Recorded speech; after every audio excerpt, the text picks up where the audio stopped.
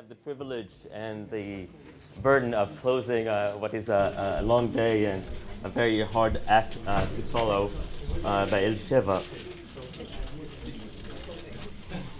What I would like to do is to speak about the case of Joseph Oppenheimer, about the document that was published in Haaretz a few months ago, but really to try to raise some of the more general questions I have about this case and about cases of violence and writing about violence more generally.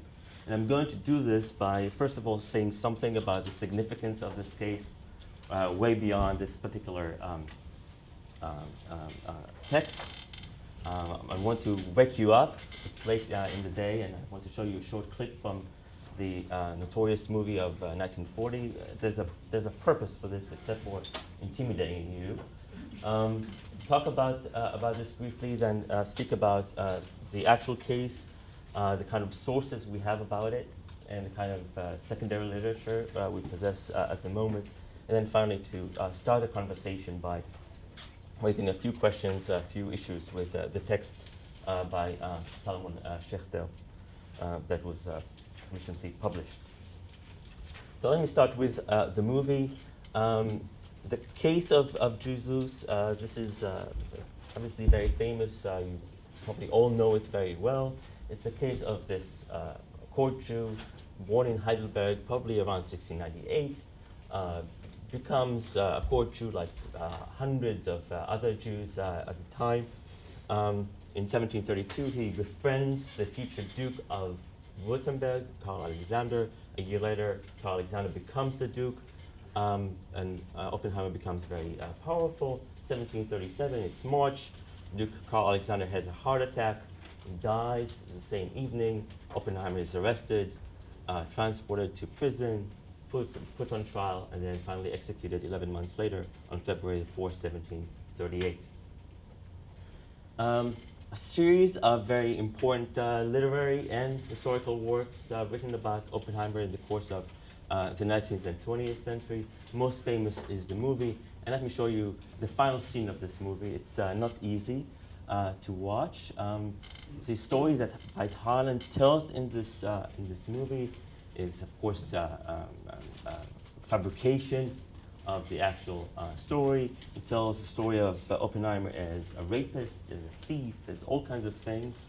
And in the end, he's caught, and this is what Harlan wants us to remember from this. The final scene, about a minute and a half or 2 minutes into the movie. Yes, it's not easy to watch. This is Judge Sturm, one of the judges in this case. You'll see Oppenheimer in just a second. Veit Harlan, 1940, Jesus. Reichlich vermengt, soll durch den Strang vom Leben zum Tode gebracht werden. Wo sich aber ein Jude mit einer Christin fleischlich vermengt, soll mit dem Strang vom Leben zum Tode gebracht werden. Ihm zur wohlverdienten Strafe, jedermann aber zum abschreckenden Exempel.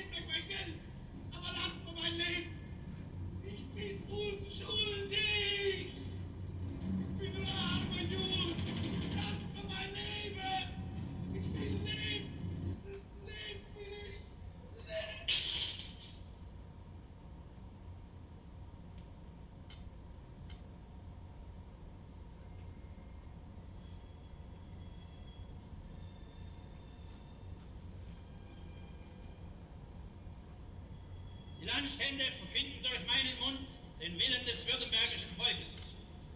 Alle Juden haben innerhalb 3 Tage Württemberg zu verlassen.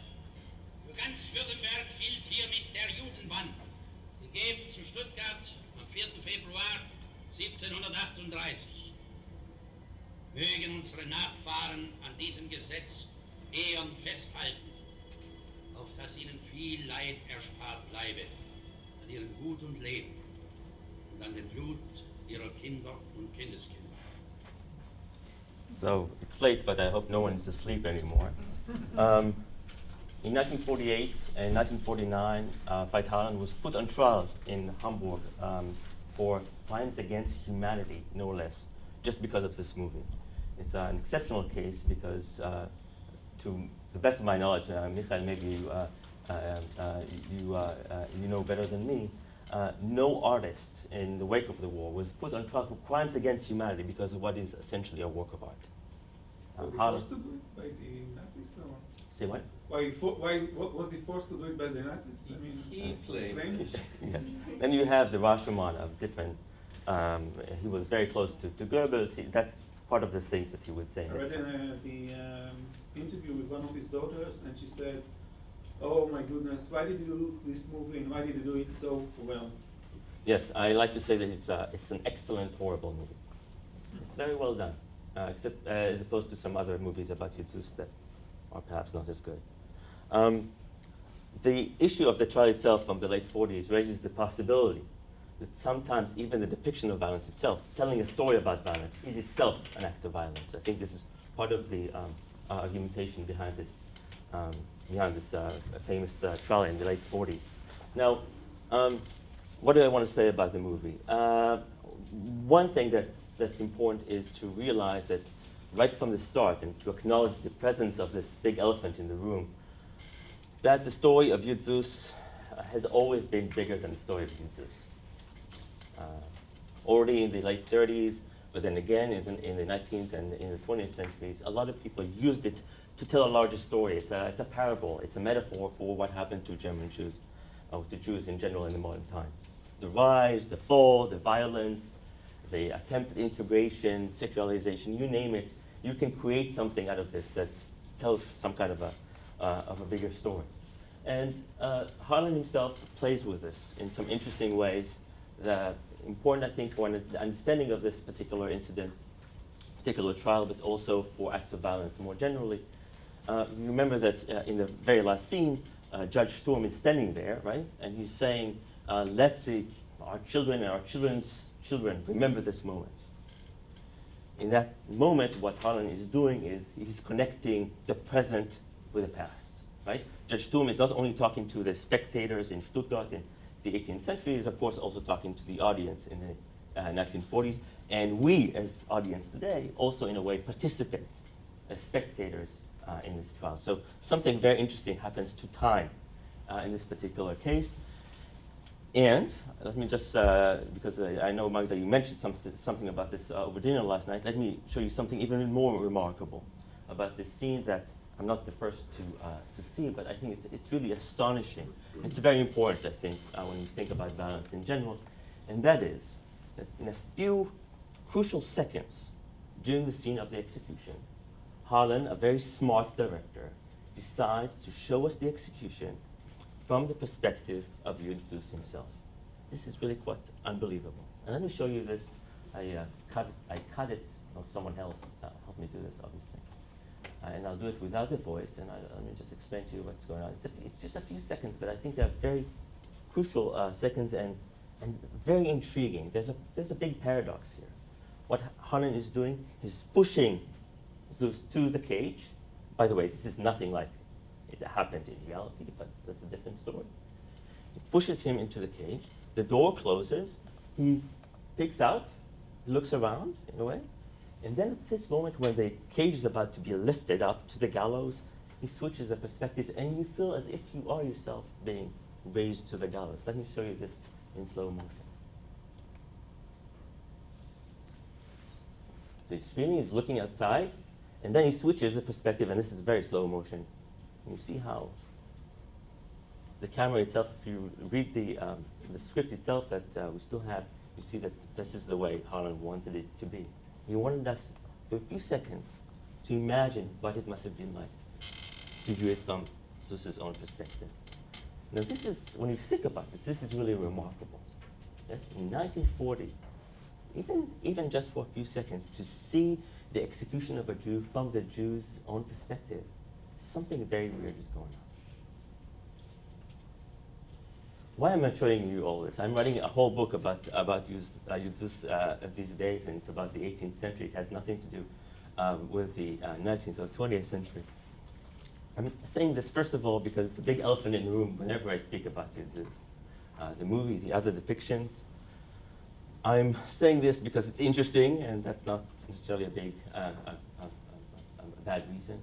I'm also showing this because I think, Magda, and this goes back to something you said over dinner last night, that something strange happens to time itself in moments of extreme violence. That there seems to be sometimes, I'm not sure what the word to use or what verb to use, time itself seems to curve. That the present somehow speaks to the future participates in the past. All kinds of weird things happen. And let me show you one last thing from from Howland's trial, just to demonstrate this, because I think it's very telling. Let's see if I can close this. One of the things that happened during the trial in 1949, the criminal trial itself, is that it was it was a public trial. There were news reports about this in the papers, on the radio. A lot of people wanted to say something about what happened. And if you go to the Staatsarchiv, to the Central State Archives in Hamburg, you will be able to see hundreds of letters written sent to the judge and to the state attorney in this case, asking to say something about what is going on with Holland. It was a very emotional thing. And when you look at all these letters, absolutely fascinating sources, I think, to try to imagine what it was like to think about Jews in Germany after the war. You see lots of names, people who remember that that they went to see the movie back in the day, and they wanted to share their experiences with the judge or the attorney. And as I was going through these letters, working actually on a different project, I saw a name that I thought was very interesting. It was a letter sent by Wilhelm Hauff. What you need to know about Wilhelm Hauff, except for the fact that he was a famous German writer of the early 19th century, is that he is the first who wrote an important fictional account of the case of Süss.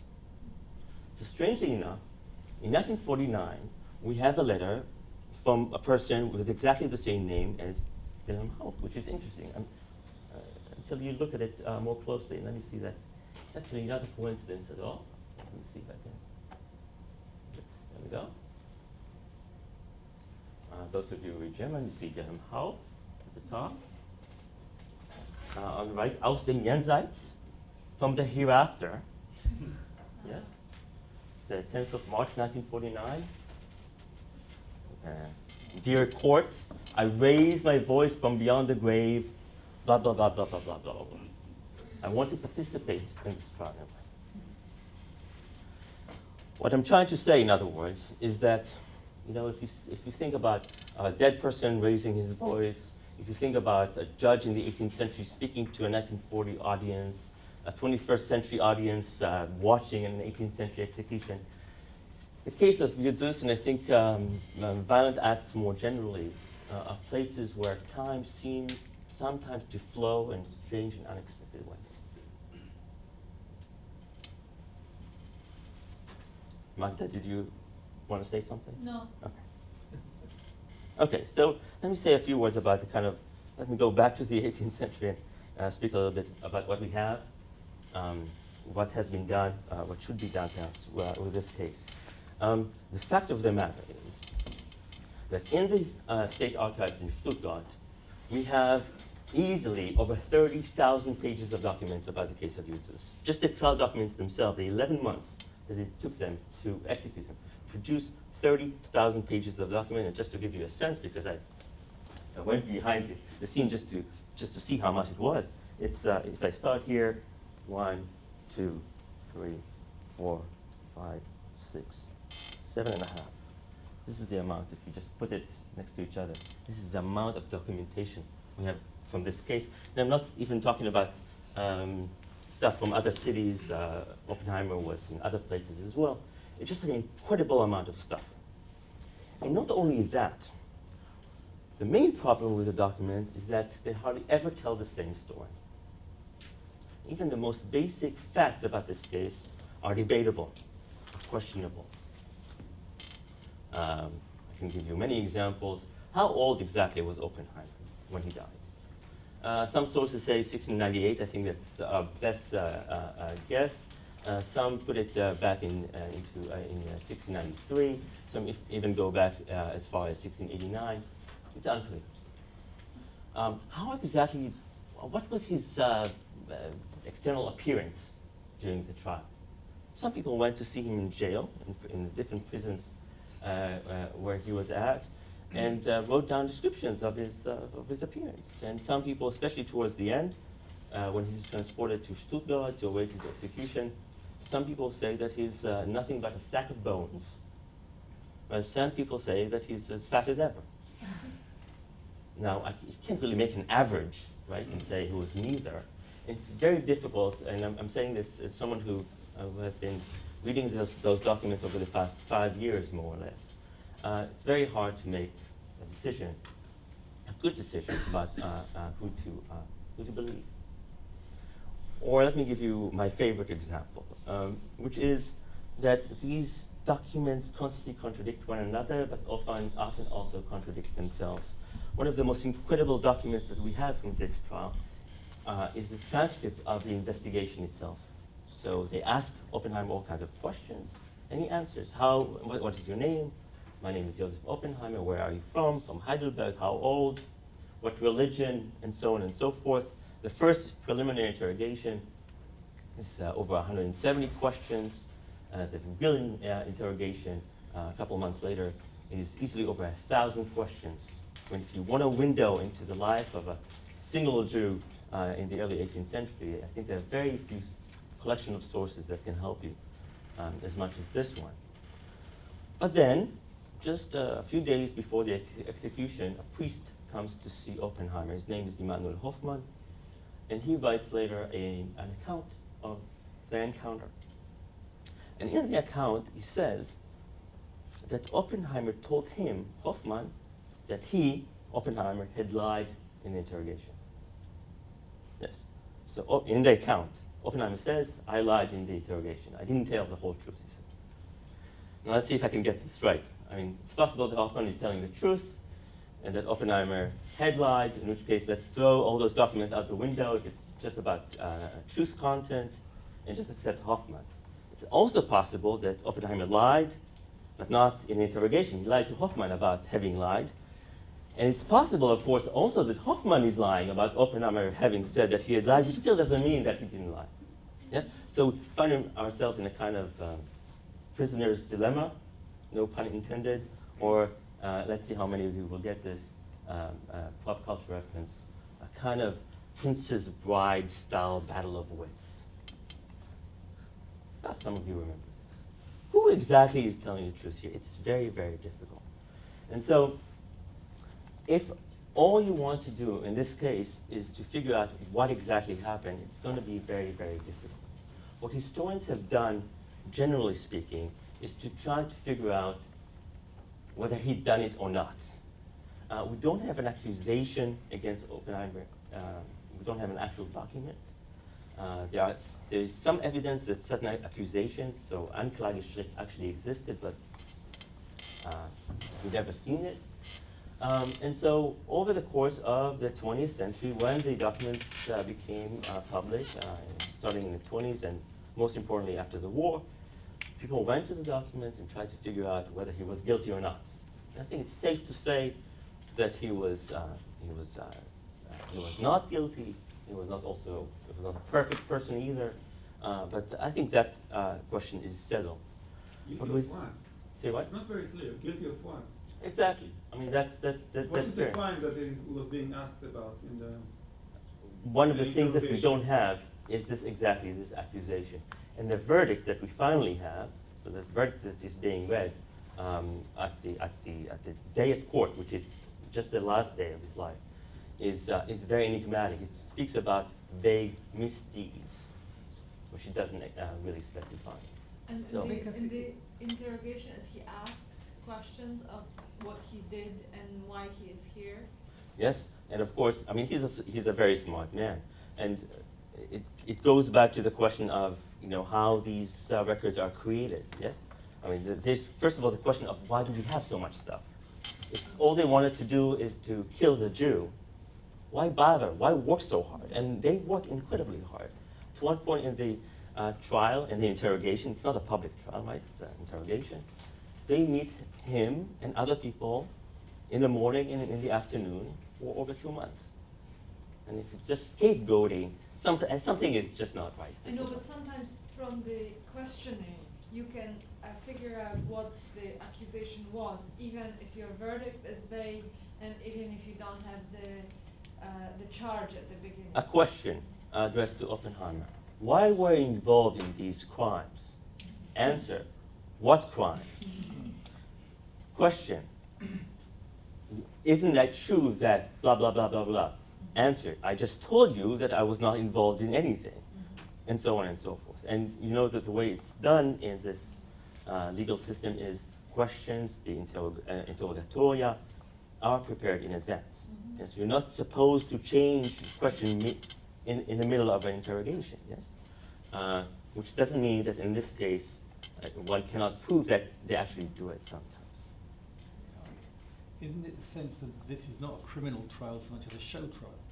I mean, the legal aspects of this may be considerably less significant than The assumption spectacle. of jurisdiction by the people who didn't have jurisdiction previously, and having a victim of that jurisdiction, which you can do with the full pomp and circumstance. Sure. So I think that's part of it, and absolutely, Adam, and it's part of it.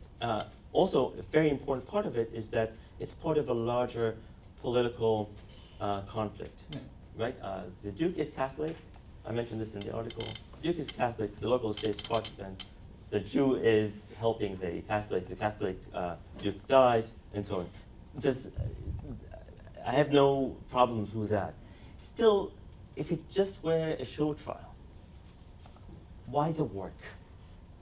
Why the intensive production of paperwork in this case? Why spend the time with Oppenheimer for a whole month asking him questions if all you wanted to do is to make an example of him? But that's precisely why we have all these documents, because it wasn't an easy case. And that's why lots of people get involved. I assume that what you have documentation is stories coming or interventions and letters from different things. If it was a clear case, you would have a nice, manageable file and a good short. But because there's Sure, I think that's true. I think that they wanted to find something, and it was very difficult for them to put their hands on anything concrete against him. What I'm just saying in response to Adam's question is, if it were just a joke, we're just about using him as a scapegoat without any. Show trials aren't a joke. Huh? No, not a joke. What I meant, if the legal procedure was not serious, if we were just about to make an example of him, then But seriously, it has different goals from Yeah, legal exactly. procedure. But Yes. don't you think in a way that the massive amount of paperwork actually, in a way, justifies and provides legitimacy to the trial, because they actually are showing they're doing very serious work. It's not, if it was a joke, they would do it over a week. Showing to whom? I To the public. Who is Yeah. the Secret is trial. that in No, one no, no. hand, is that one body that It's- is examining the case, or are there conflicting courts or? Yeah, so we're talking about an inquisitorial process in which you have a group of judges, of inquisitors, who are assigned to this case and who work together to figure out, Appointed by whom? say what? Appointed by whom? Appointed by, formally, Yeah. by the person who's now standing, by the foreman. How do you translate foreman? By the, Guardian. say what? Guardian? The guardian of the young son of Carl Alexander, The who's regent. a minor. The regent, yes, I'm sorry. It was, I assume it was a political trial. The question is political because he was he was working with the former Duke. So my question is, in the normal political trial, if there are some other political trial of this period in this place, how many papers do they produce? I think that's a very important question. I mean, there's a question of paperwork in general in the early modern period, which is kind of a hot topic now, because we know that they produce more and more. Yes, we know that any trial had a lot of papers sprayed Yeah, all over the that trials. at least in the German case, over time, from the 16th century to the 18th century, the amount of paperwork produced not only by courts, but in general, grows exponentially. And instead of helping, governing a state or country, it becomes a problem of some sort. But what I do want to say, let me just say this. I mean, I love all these suggestions, but this is also a serious topic, which means it demands serious historical work. And it's one thing to say he was guilty or he wasn't guilty. I mean, How fair can we enough. know that if we don't really know the crime? I mean, it's kind of illogical. I think that's also decide that he was guilty or not guilty. I think that's part of the problem.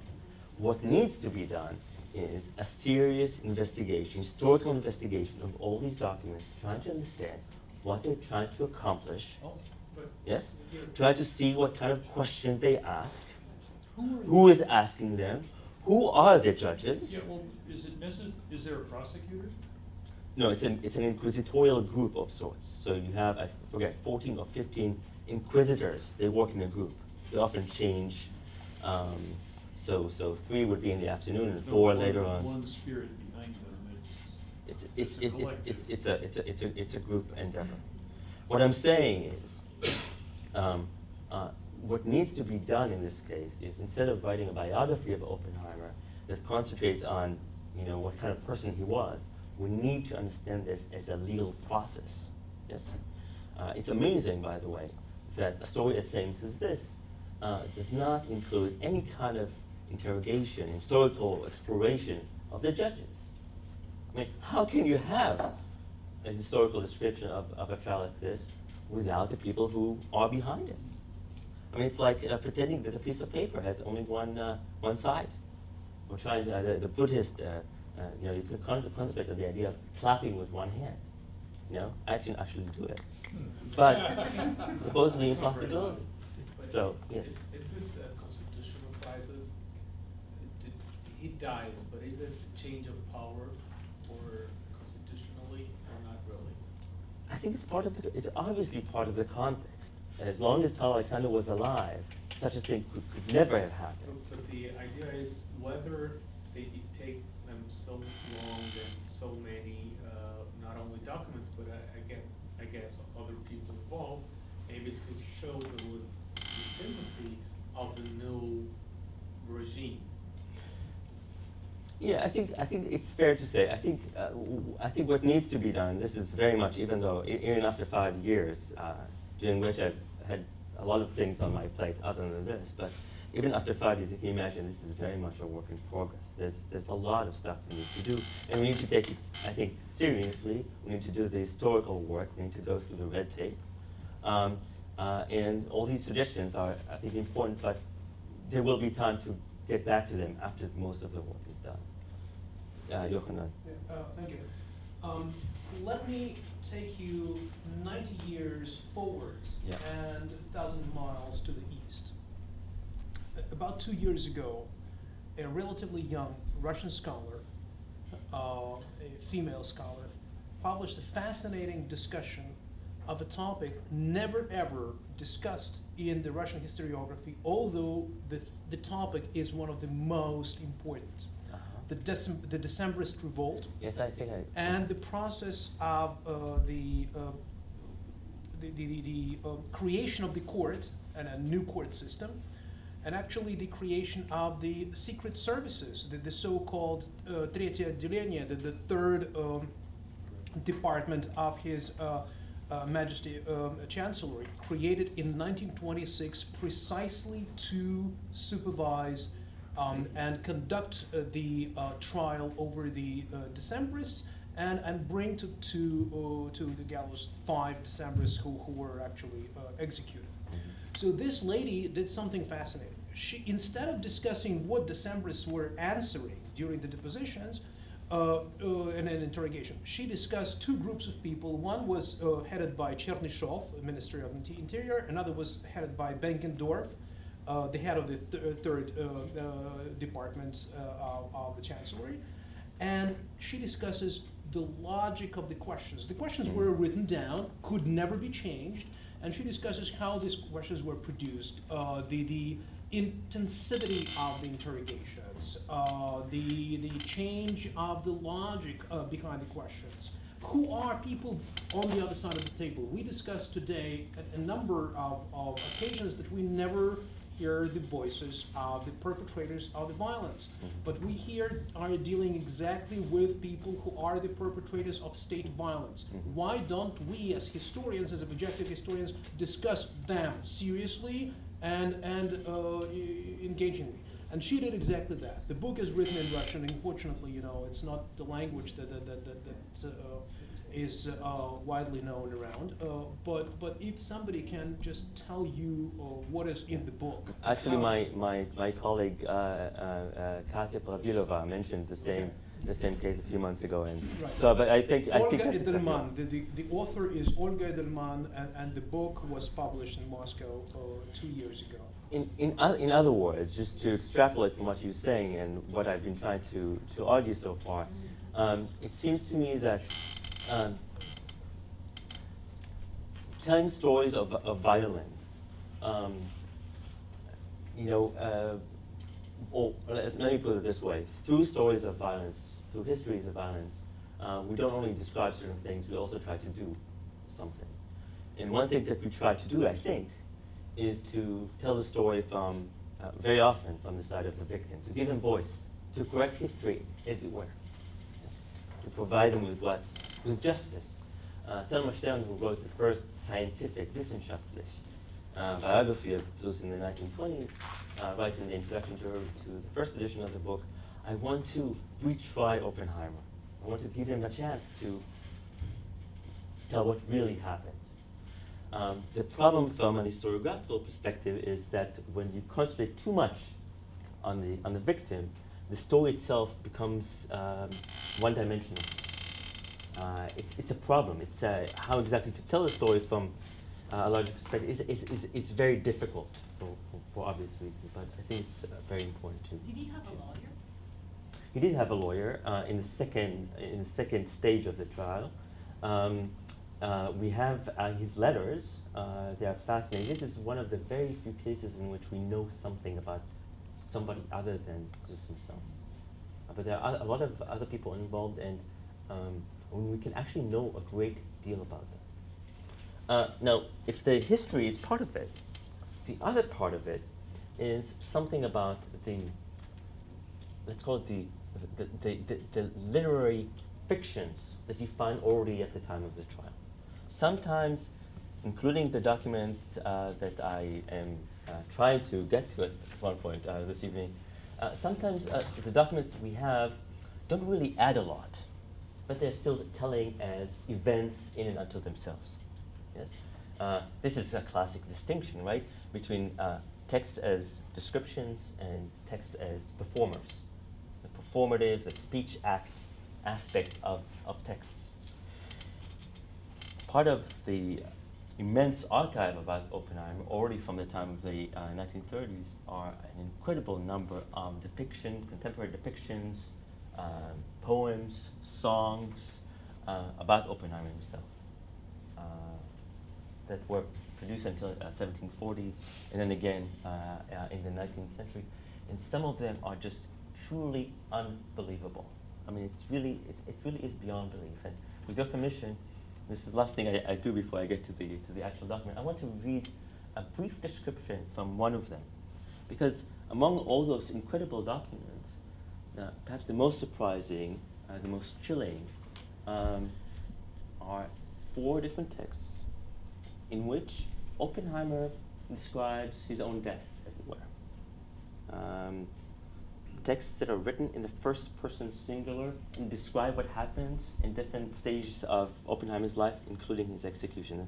Let me just read you a passage from this, or a couple of paragraphs, to give you a sense of this really remarkable text. Already days earlier, this is Oppenheimer's voice, I assume this is not him writing. Already days earlier, the people of Stuttgart had prepared the cage for me. had been fastened to the top of the gallows, and here in just a few minutes he's being brought to this place. I shall find my last abode. The cage, the door that opened in my direction, and inside it had a hook fastened to the roof, which the executioner could reach by way of a long specialized pole. I did not move. I did not know what to do. The executioner then fastened one end of the rope to his pole, made it pass through a hook inside the cage, and put the noose around my neck. Everything was ready. Then someone whispered in my ear, "Jump, Jew, jump, you damned Jew," and I was pushed down, thrown down the ladder into the air, making such a jump the likes of which I had never done in all my years. A jump into that abyss between human life and eternity, between this world and the next. I was dead. Incredible, isn't it? Someone is imagining, as three other texts are very similar to this, imagining what it must have been like to die in this way. And when you look at the entire text, it has nothing to do with sympathy. What language is this? This is German. Very much like the film. Exactly. This is in 1738. Which raises the question, I know, what is this text? What does it try to do if it's not about sympathy? Who is the author of this text? Is the trial of Joseph Oppenheimer just about the question of whether he was guilty or not and what? Or is there much more that we can say about this, especially about what it means to kill a human being and imagine what it is like to die in this way? I mean, it really is incredible. And it challenges some of our basic, I think, perceptions about why we do and how we do acts of violence, right? Because there is a superficial, there's an academic and also a popular understanding of violence. It's a kind of misunderstanding. Why do you do it? Because it's the other, someone other than yourself. Yes, it's about the lack of empathy. I like to paraphrase Paul McCartney and just say, we have the sense. I can quote Martha Nussbaum, and I can. There's a whole list of people who would claim that this invention of empathy, supposedly in the 18th century, is what distinguished us as moral human beings from earlier periods. But it's actually much deeper than this. There's a perception, I think, and this is Paul McCartney, that if you can only look at my way, we can work it out. Yeah? What I'm showing you, both in Holland's movie and in this short text from 1738, are people who can actually imagine things from Oppenheimer's perspective very well, and have no problem vilifying him, engaging in 1940 extreme acts of violence. Which brings me finally to the document that I gave you, which is extraordinary. It's part of this attempt to see if we can say more about the trial of Joseph Oppenheimer, that this document was brought back to light by Helmut Hasis, who is the latest biographer of Joseph Oppenheimer, a good friend of mine. We had some disagreement, but they're always cordial. And this is, we knew that there were rumors, there was some textual evidence that such a text had actually existed, that the Jews wrote an account of what happened to Oppenheimer, but we haven't seen it in almost 3 centuries. And we even have some German translations, but we weren't sure that it actually existed. And all of a sudden, it's there, thankfully. Just like Adam, I think yesterday, I think the text does all kinds of things. It omits certain things. There's some absurdities in it. And it's not necessarily the truth value of it, which is interesting so much as what it is trying to do. And let me say 2 more things and then open the floor. You got a picture of it? Of the I do have a picture, but not with me. Can you get rid of the guy, though? Yeah, The what? Oh, I'm sorry. Yes, that's a good point. Thank you. Is that better? Not much. I'm sure we can turn this off, but Press B. B. There we go. Maybe turn the light back up if you don't mind. The top light. I'll do it. Behind the screen. No.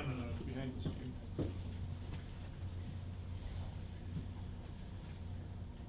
very interesting if you read this carefully, and I'm very much interested in what Jewish historians have to say about this, because I come to it from an outsider's perspective. It's very interesting, for instance, that in this particular case, Oppenheimer supposedly says that he had committed certain things, certain transgressions, but they're not specified. It's one of those things that are omitted. The actual moment of death, for instance, is also not there. There's certain kind of absurdities, things that are necessarily impossible. For instance, the idea that Mordechai Schloss, aka Marx Nathan, he had at least 2 names, that he had time to speak with Oppenheimer privately just a few days before the execution. This is impossible legally, but it's also impossible in terms of the time schedule, because we have incredible documentation about the last days of Oppenheimer's life. He's already in Stuttgart in the Herrenhaus at the marketplace. The prison warden keeps a log of everybody who goes in and goes out. And a lot of the people who came to visit him also wrote an account of their meetings. And so it's clear that at no point was this Marx Nathan / Mordechai Schloss alone with Süss in a way that you could tell him the story and what to do and stuff like this. But I want to stop here and hear your thoughts, because really this is what I came here for. Yes, please. I think that the thing that kind of bothered me the most in reading this text, finishing reading this text, is actually the contradiction in it between the 2 personas, the 2 representations of Oppenheimer. He's both someone who committed crimes or some kind of a sin, and he asks the Jews in the diasporas to forgive him for these sins that he committed, right? Mm-hmm. On the other hand, the writer Schechter actually says that there was no one like him who was killed for the Kiddush Hashem, and he refers to him as a kadosh in a way. Yeah. But I think I like this, but it actually can be explained away very easily by saying that this is a man who, and we know this from other sources as well, who was not leading exactly exemplary Jewish life. Shaved his beard, had a German Gentile concubine, he had a child by her. He did a lot of things, and when he was in jail, especially as the months went on, Chazal b'tshuva in a way. He became more devout. And one of the legends about him, it's not supported by any of the documents I've seen, is that they gave him the chance before his death to convert and save his life, and he said, "I'm a Jew and I'll die as a Jew." He does seem to be saying these words, but he was never promised amnesty in exchange for conversion. Just a note, referring to the last sentences of the document, I'm thinking that the moment in which he is praying, he has something like the model of the good death about whom we have a lot of historiography on the Counter-Reformation, that's the execution of heretics. Mm-hmm. This is a model. He is praying, he is good, he is recommending the others to pray for him, and he wanted to be considered as a model for other Jews all over the diaspora. Right, so I know the literature from the Christian side. I know how much Jewish literature in this vein we have. If the good death is... I'm asking you this as a... it's just a consideration. The historiography on Christian deaths during the Counter-Reformation says a lot about the model of the good death, the way by which the people are conducted to the death when they were executed. And that idea that the only people that really go to death are people who knows that are going to death, so people condemned to death. And I think this is a model of, this could be a way to reflect on this. Especially because other sources tell us a different story. With the execution as well as with the days before his death, different people have different things to say. One of one of the sources about this says that he was absolutely terrified. And that one person told him, well, if you are a Jew, and if you're a good Jew and you want to die in Jew, you shouldn't have any problems because you should be happy. Right? It's like the Polish courts, right? It's a good thing. It's the best thing that can happen to you. And he's absolutely terrified in that source. So I'm wondering, bottom line, you don't really answer your question, meaning, so what was the great interest in the imagined, people imagining themselves being users, all of this, the trial. Can you give us some of your sense, having lived with the case for as long as you have? It reminds me in some way almost of the Lopez trial in 16th century England, that it resonates so far beyond anything that it could have actually been. Yeah, no, I think it's. But what was it about this case in the 18th century that seemed to rivet people around? Can I divide it into two? I mean, there's a question of why do they try to look at it from his perspective, and the question of why is it so popular? Okay, I'd rather hear the answer to the second To one. the second one. I think Yes. I mean, death is a death, right? Or murder is a murder is a murder. And as an historian, the more, I'm just saying personally, I mean, the death of any individual would be extremely interesting and disturbing to me. One way of thinking about this is to say, together with the literature about executions in the early modern period in general, is that they became, I mean, this is Richard Evans's argument. I mean, I think that there's a lot to be said in support of it, at least that part of the book, which is that in the course of the early modern period, executions become both more rare, more spectacular, and more public. That is, they are being attended by more and more people.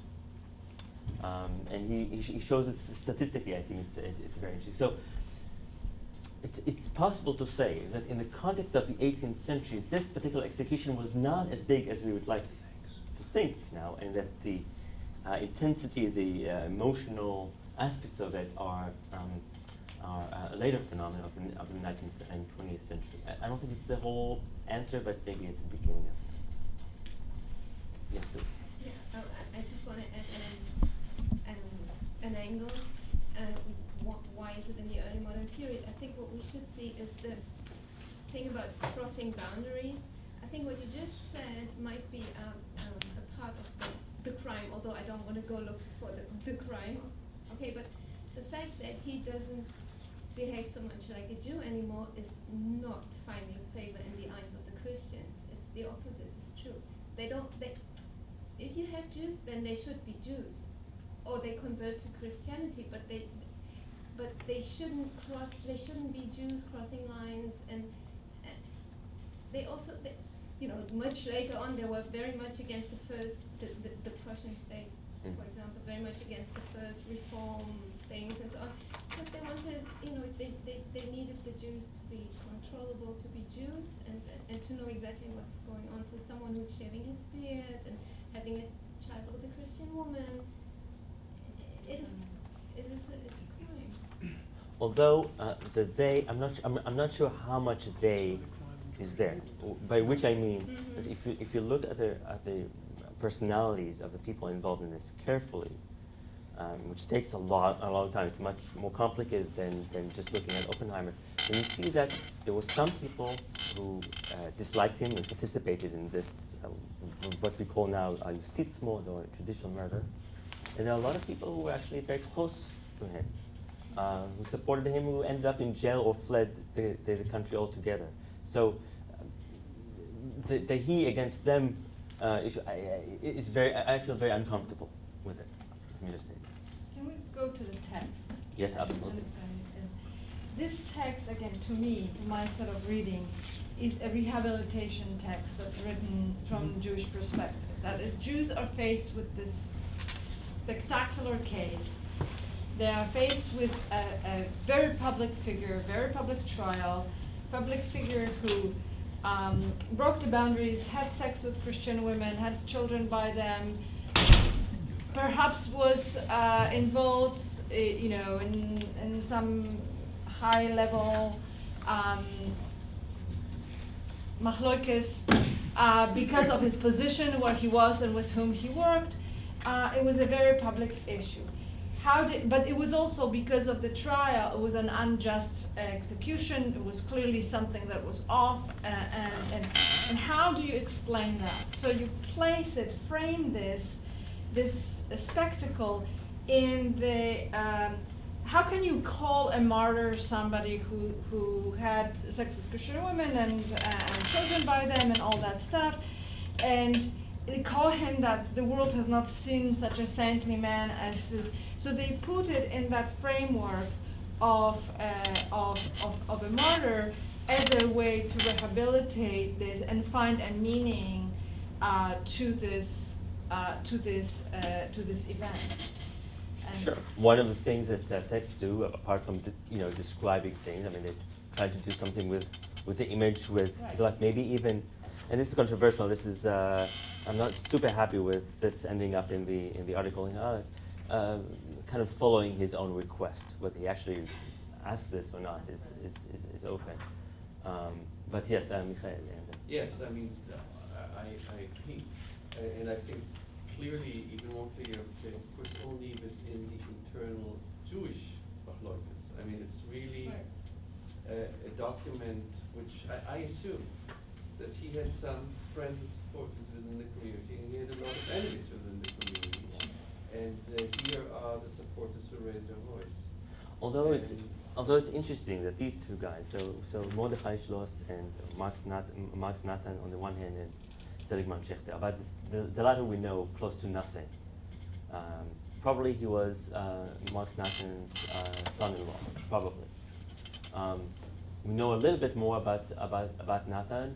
What's interesting about him, two very interesting anecdotes about him is one, that when they auctioned off Oppenheimer's property to finance the trial itself, he was one of the people who bought stuff, whatever that means.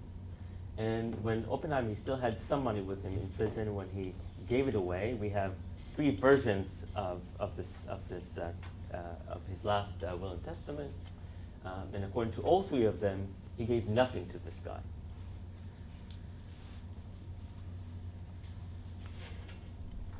Yes. Following what Magda was saying, this is in some sense clearly an attempt to rehabilitate him, but it's extremely half-hearted and not at all successful, because it starts off by describing his sins against God and man, not just sins against the Jewish community. That would have been bad enough, but his sins against God, which is very strange in a rehabilitating text. Then during Pesach, he said he eats only bread. I mean, presumably in prison he didn't have a choice. And one could forgive him. But if you're doing a rehabilitating text of a Jewish, presumably everybody knew that probably, so that couldn't be denied. Well, even so, you don't have to say it. I mean, and so in terms of him being a martyr. Well, and yes, they talk about how little food he was given, and that's how they're trying to raise sympathy. He didn't eat very much. I mean, there seems to be a struggle going on in this text between a desire to rehabilitate and a clear view that this was really quite an unsavory man. Especially at the beginning, second line, greater in the stubbornness of his heart and his pride. You do not start a rehabilitating text discussing. I like that. And the question of martyrdom. That's a perfect beginning for a Balshuva. And the question of martyrdom is very important also. Any Jew who is killed by a Christian court is a martyr. The case of Jewish criminals who are arrested and executed for their crime, and in the Jewish text they're described as Mekadshei Hashem. So that doesn't, it doesn't have that whole wealth of meaning that we give to it. It simply means a Jew who was executed and presumably remained a Jew. And that made him a martyr, which is fair enough, but that's the meaning of it. Unjustly, presumably sort of unjustly. No, these Jewish criminals were executed totally justly. And one last thing, what you said about him not being a Jew, in some senses he wasn't, but legally he was legally defined. He was a Hofjude. Oh yeah. That's a legal Yeah, definition of that's being a right. Jew, and he was fulfilling that. So, as I say, the text is Half-hearted. I like that. It's a lovely. Yeah. Another By the way, there are certain things, talking about the bread, there are certain things that are buried, I think, deep in the text that are perhaps very meaningful. For instance, the mentioning of the Parshat Beshalach is extremely interesting because it describes the transporting of the bones of Joseph from Egypt. Oh, nice. And of course, his body is left in a cage for 6 years. Mhm. Yes? So we you should kind be of... so sure about the bread because it could be lechem ani, and usually they got the food in the, like relatives brought the food, so I suppose he I think ate that's it. more than fair. And Can we? one thing, just last thing. Well, I was just And gonna the next question. raise a question here. First of all, we were just talking before. There is one example that I know of, and Elisheva mentioned another one, of somebody who's gone through a trial record and actually seen it from the point of view of what are the motives of the inquisitors and so forth and so on. And that's Ronnie Shaw's book about the Trent 1475. And his construction of why they took the trouble to do that, and what an ethnography of violence is, and what their purpose was. And so there was an Elisheva mentioned, now it's run out of my head, Langmuir's investigation of Thomas of Monmouth, which again, that's not a trial, but a chronicle. But I was going to say something else. One of the things that always hits me about looking, for example, at the Trent trial is that if you look at contemporary Jews, they mention it. Gedalia Ibn Yachya mentions it. What's his name? The Cretan philosopher Del Medigo mentions it. But it's this much. The details are irrelevant. Where you begin to get more detailed descriptions of martyrdoms and trials and things like that is with Morano tales from the Amsterdam talking about what's happening on the Iberian Peninsula. There we begin to get really rhetorical enactments or rhetorical developments of the story of the Jewish martyr. Now, I don't know about Ashkenazi literature, but this may be the very...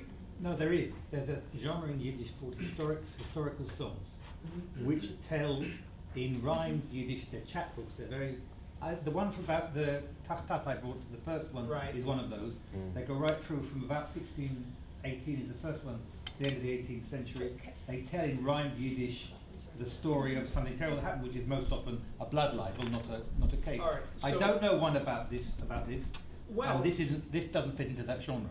So yeah, and Elisha was just mentioning that Chavez Czerniatsky has written yeah, on it. But this is about specifically a trial. I don't know if the songs fit into that. There is a trial. There are.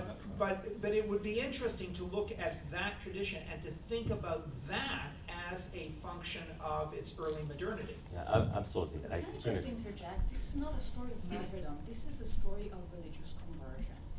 So he, at some point, learns that he's gonna die, and he says, I don't have much time left to become reconciled with my Lord. So what happens here, another context, these are also... No, I think he's saying... But he goes through a return. Yes. He wants to return to his Lord. And there is a trope, the prisoner who has a religious awakening.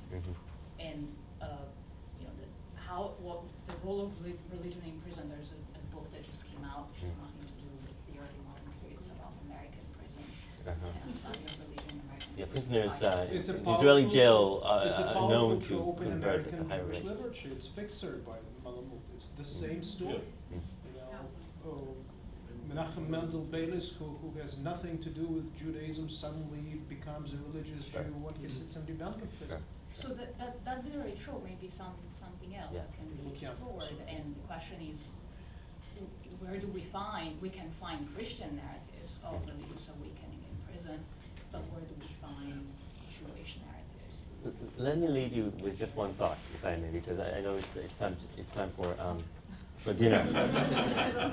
And that is that both in the case, you're talking about perspective and why they do it in this, some people at least have a Jewish perspective, by which I do not mean Schechter and Marx Nathan, but an attempt to imagine it through Oppenheimer's eyes. And I think that these two things that I want to throw out there.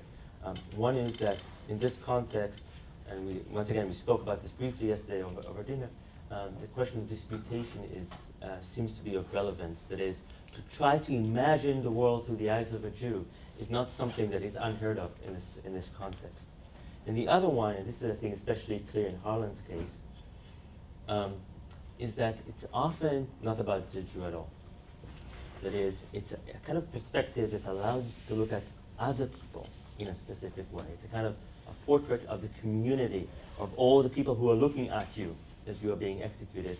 It has nothing to do, once again, with empathy or sympathy, which we often assume is a necessary means to prevent that acts of violence.